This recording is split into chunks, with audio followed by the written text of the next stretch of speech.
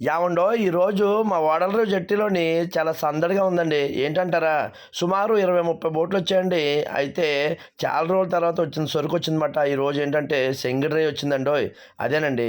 KG వచ్చి సుమారు 400 అలా ఉంటుంది. అంటే రొయ్యల చిన్న స్మాల్ సైజు దాన్ని ఎండబెట్టి మనం కారపొడులకి అలా చాలా మటుకు ఎండు రొయ్యల కూరలకి చాలా బాగుంటుందన్నమాట. అలాగే ఇది ఏంటనుకుంటున్నారు? ఉండండి. అదేనండి వేస్టేజ్ని దీన్ని ఎండబెట్టి వాళ్ళ కోల్డ్ మేతలకి అలా వీటిలకి పంపిస్తారు, ఎక్స్‌పోర్ట్ అవుతుంటది. అలాగే ఈ రొయ్యలు చెంగిడి రొయ్య అంతా కూడా ఒక దగ్గరికి తీసుకెళ్ళి ఖాళీ ప్రదేశంలో ఎండబెడతారు. అది మీకు తర్వాత వీడియోలో చూపిస్తాను. అలాగే మనం రొయ్యలు బోట్‌లొచ్చాయన్నాను కదండీ! మనం డైలీ చేపలు తిని తిని బోర్ కొట్టింది. ఈరోజు రొయ్యలు తీసుకుందామని చూసేటప్పటికి నా ఫ్రెండ్ వచ్చాడండి ఉప్పాడ నుంచి.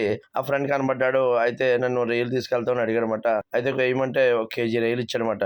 దీన్ని సింక్ రొయ్య అంటారండి. కేజీ వచ్చి రూ. 120 పడుతది. మరి ఈ వీడియో నచ్చినట్టయితే లైక్ కొట్టి, షేర్ చేసి, సబ్స్క్రైబ్ చేసుకోమా. ఉంటాను మరి.